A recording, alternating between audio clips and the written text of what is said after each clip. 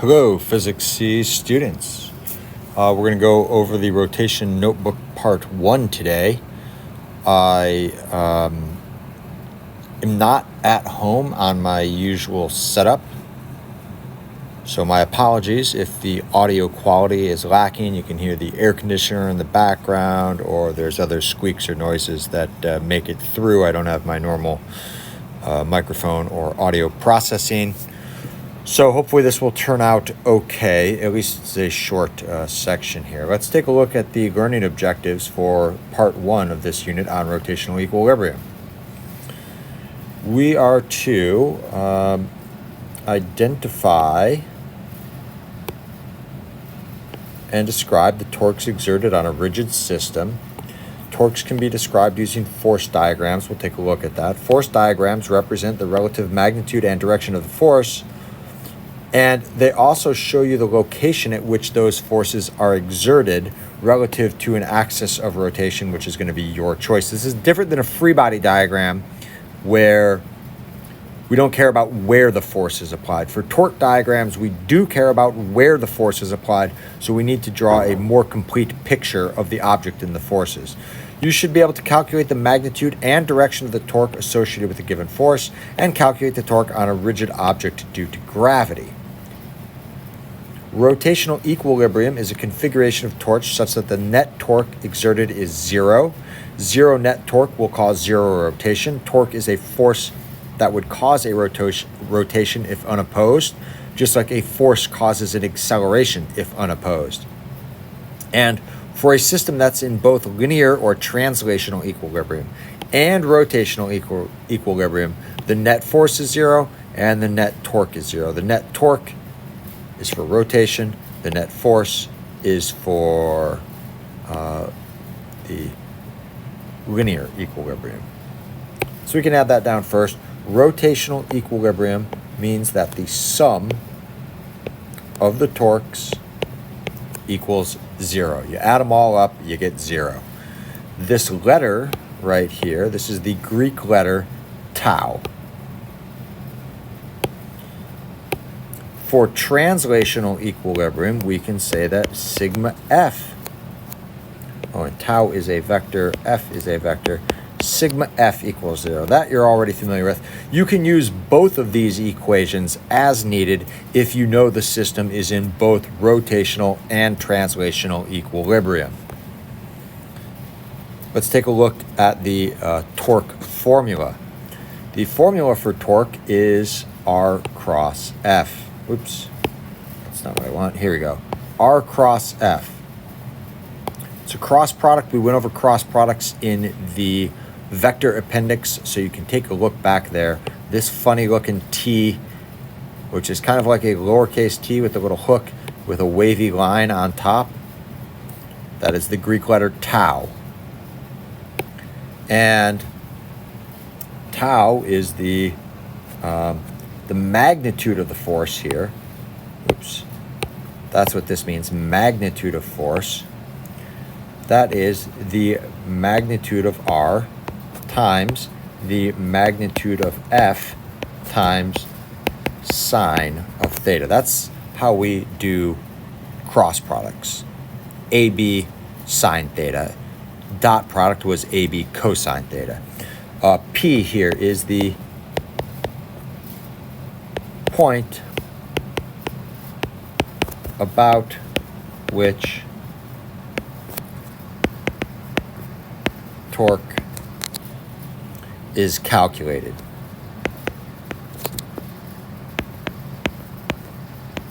Okay, point about which torque is calculated.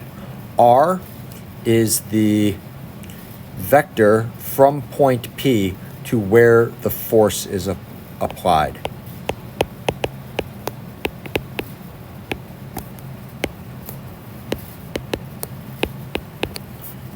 F is a force applied at some location, and theta is the angle between R and F. The angle between the position vector and the force vector. I'll give you a little diagram for this coming up. The direction of torque can either be positive or negative. I'm going to have to squeeze my picture in. Okay.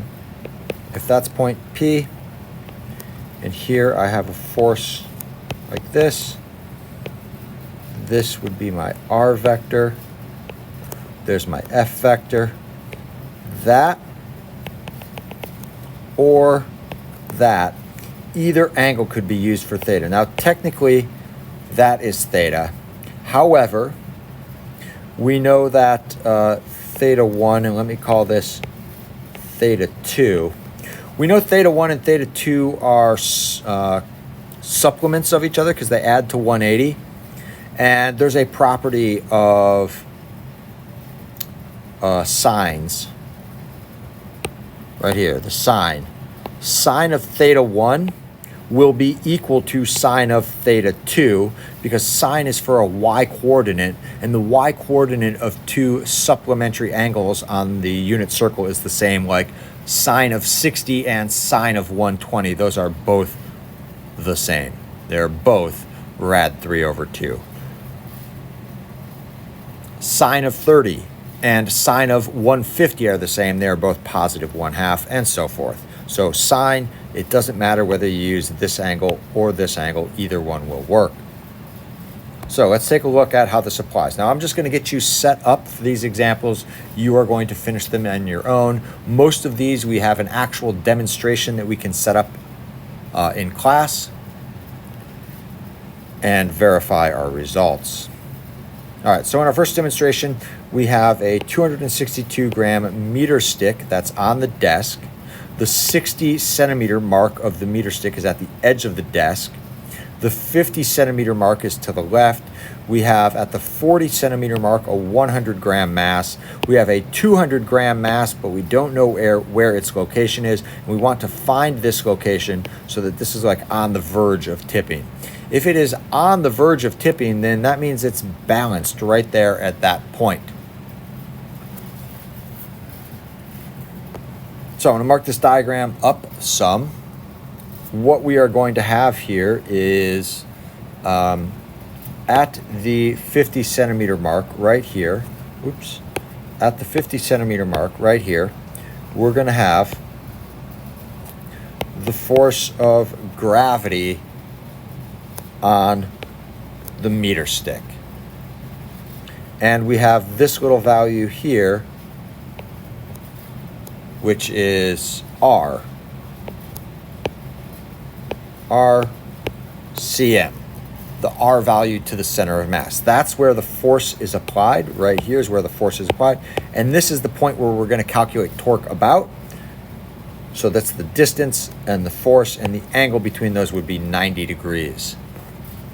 I'm going to call this mass number 1 over here on the left, M1.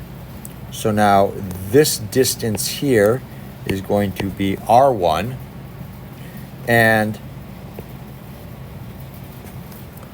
this force downwards is the force of M1 on the meter stick. That is equal to the mass, or the force of gravity on number 1. So we can say FG1. Here, I'll have another downward force right here. That's going to be FG2. This will be M2. M2 is at some distance R2. That is ultimately what we are going to be solving for. We don't know where that's going to be. And there's one force that I missed here, which is right here.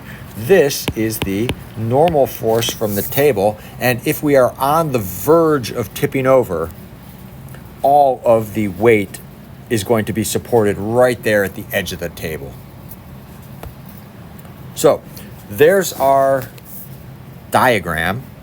Let's take a look at an equation for this. We can say that sigma tau equals 0, and what torques do we have? Well, we might have a torque from the normal force. Now that torque from the normal force happens at point P. If you push on the hinge of the door, you don't rotate. The R value of this force is 0. So for that force, or that torque, it will become 0 because R equals 0 for that one. Next, let's go with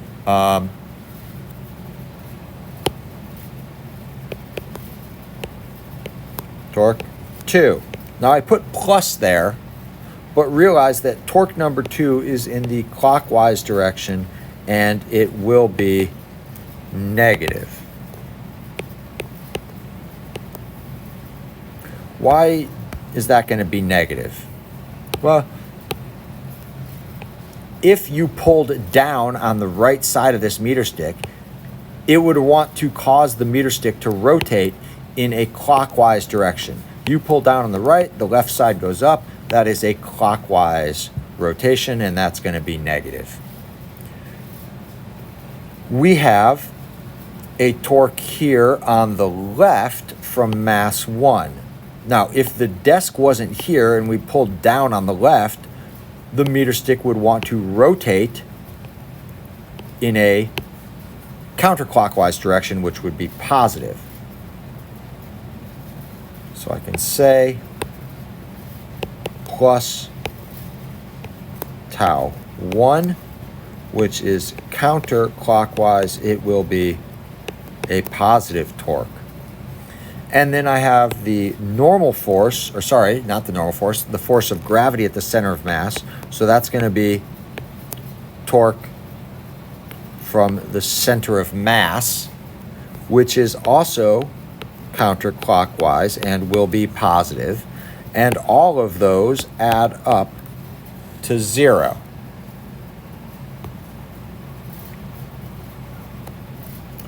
So what do I have now? Well, this is going to be R2 FG2 sine of 90, and I know that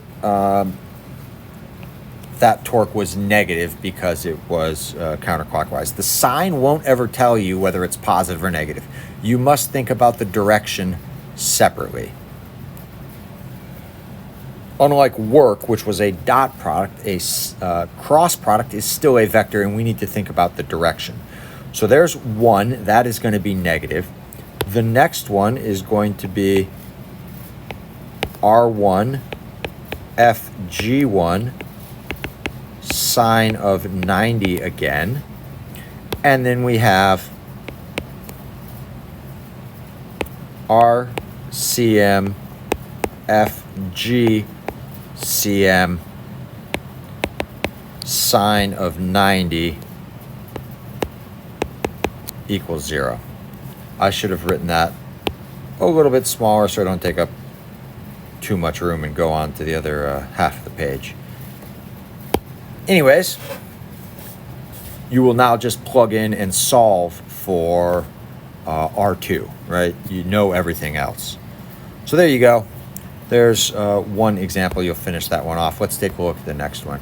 We also have a meter stick here. You might remember this kind of setup from a lab that we did last year.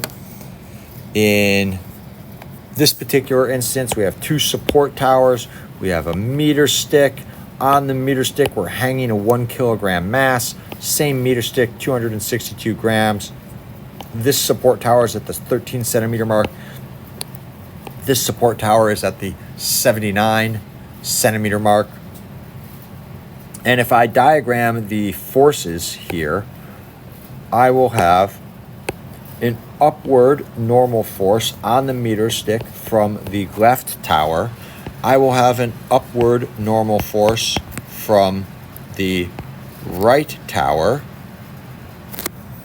I will have a downward force of gravity on the center of mass, and then here I will have a downward F1 from the 1 kilogram mass. Those are all of the forces that I have. There are 4 of them. 2 of them we know, this one and this one. 2 of them we do not know. That's what we are trying to find, the force of the support tower. Now, if all I use is the torque equation, I have 2 unknowns that might be a problem unless I choose my location wisely. If I calculate torque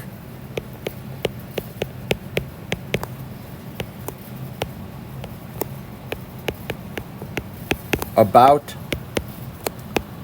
the left tower, that will eliminate this force as a source of torque.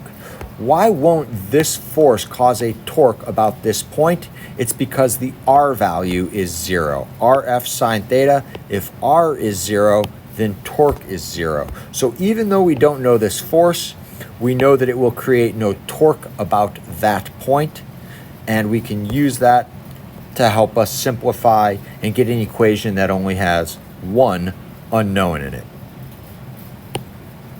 And we can say then sigma tau about the left tower equals 0. So we might have torque from the left tower. We would have, and that's going to be 0 because R equals 0. We will have a torque from the mass 1, right? Tau 1. Now, about the left tower, this wants to pull down and it's on the right. So if you pull down on the right, that's going to make this go clockwise, and that will be a negative torque. That is going to be clockwise, which is negative. Then we will have the torque from the center of mass. The center of mass is also down on the right. It will be clockwise. It will be negative. And then lastly, we have the torque from the tower on the right. That will be counterclockwise, and it would be positive. And they will all add up to 0. Now what I'm going to do is just move the negative ones to the other side.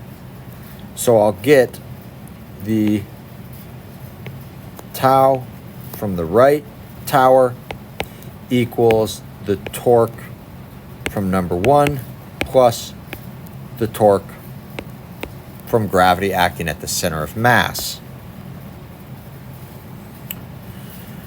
This will be R to the right tower, the normal force from the right tower,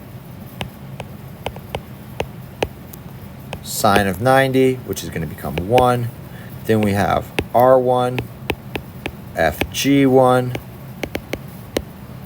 sine of 90.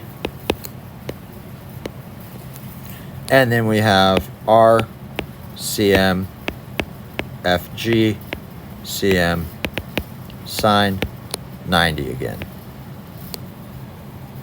The R values, since we are calculating our torque here, the R values go from that location, like there's R1, right? This would be RCM. I would go all the way over to that right tower for the R value there. So you'll now plug in. You can find the force of the right tower, and since you have to find the force from each support tower, I would recommend that after you figure out what this support tower force is, You use sigma F equals MA to find this one, or I should say sigma F equals 0. Because this tower is not moving, we know that these two up forces must equal those two down forces. After you find this up force, you can simply set this plus this equal to this plus this, and that gives you a faster way of finding the force of the right tower using Newton's second law as opposed to Newton's second law of rotation. All right, next page. We have a ladder propped up against the wall. There is no friction from the wall. There is friction on the ground, and we are trying to find the minimum coefficient of static friction. Here's how we will start off. We have right here a normal force from the wall, FNW from the wall. I also have a normal force from the ground, F normal from the ground. I could put G for ground, don't get that confused, like force normal gravity. That doesn't make sense. It's force normal from the ground. Or maybe you want to put force normal from the floor, if that makes more sense to you, Fn from the floor. We also have a force this way, which is a force of static friction. The ladder wants to slip back to the left, so static friction keeps it from slipping to the right. And then we have one more force, which is right in the middle of the ladder, and that is the force of gravity on the ladder. Those are the forces that we have. And let's diagram the R values. Now, where should we take friction, or where should we take sigma tau about? It makes sense to take sigma tau about the point on the ground. If we take sigma tau about the point on the ground, then these two forces, this force and this force, will not create a torque about that point because the R value would be 0. That means that if I sum the torques about this point at the bottom, I have this torque, which would cause the ladder to want to rotate clockwise negative, and I would have this torque, which would want to make the ladder rotate counterclockwise positive. So I only have two torques, and these don't cause any torque. So that's where I'm going to take the torque about. We're going to take it about that point right there. Call that point P. And then the R values, we would have one R value which goes way up there, and that's R to the wall. Then I have another R value which goes right to there, and that is R of gravity, RG. And the angle right here, that is also angle theta.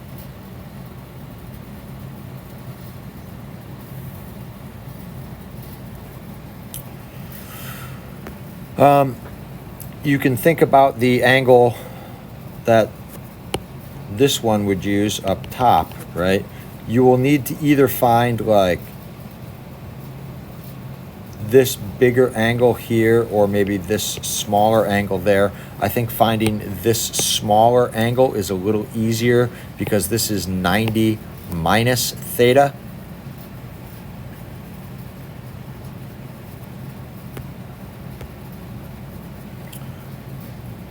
So what we'll do in this problem is to set sigma tau about point P equal to 0. That's going to give us the positive torque from the normal force on the wall, tau normal wall. We have the negative clockwise torque from gravity on the ladder, those will equal 0. So I can say R normal force to the wall, RNW, or just RW as I labeled it, RW FNW sine, I'm going to move this over a little bit, sine of 90 minus theta equals R to the center of mass,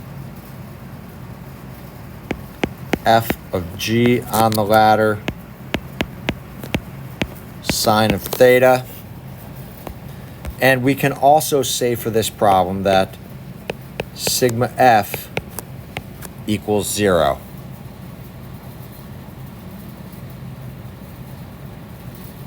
So the up forces have to equal the down forces, and sigma F equals 0 is something that can be applied in both directions, right? So sigma F Y equals 0 and sigma F X equals 0. In the Y direction, we only have two forces, right? So the force normal from the floor is going to equal the force of gravity on the ladder. Fn floor equals m of the ladder times g. I guess we only have one mass in this problem. I don't need a subscript there. So that equals mg. And then in the x direction, we only have two forces as well, right? We have this positive force and this negative force. So there's your setup. You can go through and solve that on your own. And then we've got one more problem here. And this problem we'll be able to set up as well. You're supposed to find the reading on the spring scale. And I am going to just redraw this like meter stick down here.